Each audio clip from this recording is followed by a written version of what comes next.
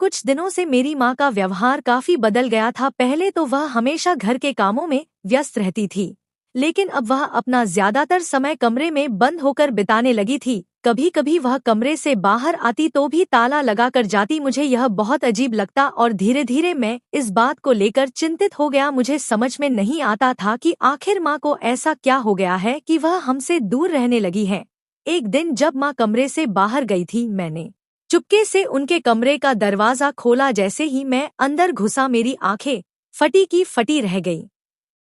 कमरे की दीवारों पर हर जगह पेंटिंग्स लगी हुई थी। कई रंगों के चित्र थे, कुछ फूलों के, कुछ प्राकृतिक दृश्य और कुछ तो ऐसे थे जो सिर्फ माँ की भावनाओं और सोच को ही प्रकट करते थे। मुझे याद आया कि मेरी माँ हमेशा से शांति और सौंदर्य की ओर आकर्षित होती थी, लेकिन मैंने कभी नहीं सोचा था कि वह इस कला के क्षेत्र में इतनी गहरी रुचि रखती होंगी। मुझे समझ में ही नहीं आया कि ये पेंटिंग्स उन्होंने कहाँ से बनाई। उनके पास तो हमेशा घर के कामों की ही कमी रहती थी, फिर इन रंगों और चित्रों का यह संग्रह कहाँ से आया। मैं कुछ देर वहाँ खड़ा सोचता रहा और फिर चुपके से माँ के पास गया। माँ, यह सब क्या है? मैंने उनके पास जाकर पूछा। माँ एक पल के लिए चुप रही, फिर धीरे से मुस्कुराते हुए बोली, बच्चे, तुमने देखा, ये मेरी तस्वीरें हैं।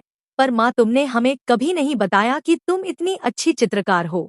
ये सारी पेंटिंग्स इतनी सुंदर हैं, क्या तुम हमें पहले ही बता सकती थी? मैंने आश्चर्यचकित होकर पूछा। माँ की आंखों में एक हल्की सी नमी थी। उन्होंने अपनी कहानी शुरू की। बचपन में मुझे पेंटिंग का बहुत शौक था, लेकिन तब हमारे घर में पेंटिंग्स के लिए कोई जगह नहीं थी। मेरे माँ बाप हमेशा कहते थे कि घर का काम करो, यही काम आएगा। मेरी जिंदगी का उद्देश्य हमेशा यही था कि घर को साफ सुथरा रखूं और परिवार की देखभाल करूं। फिर शादी हुई तो ससुराल की जिम्मेदारियां और बच्चों की देखभाल में ही इतना समय निकल गया कि कभी अपनी कला के लिए वक्त ही नहीं मिल पाया। माँ की बातों में एक गहरी उदासी थी, लेकिन साथ ही एक संतोष भी था, जैसा कि वह इस बात को स्वीकार कर रही हो कि जीवन ने उसे एक नए मोड़ पर ला खड़ा किया था। वह आगे बोली, जब तुम बड़े हो गए और अपनी जिंदगी में व्यस्त हो गए तो मुझे लगा कि अब मुझे अपनी रुचियों को फिर से जीने का समय मिल गया है। मुझे लगा कि मैं थोड़ी तो अब अपनी जिम्मेदारियों से मुक्त हूँ, इसलिए मैंने अपने दबे शौक को फिर से जीने शुरू कर दिया। मैंने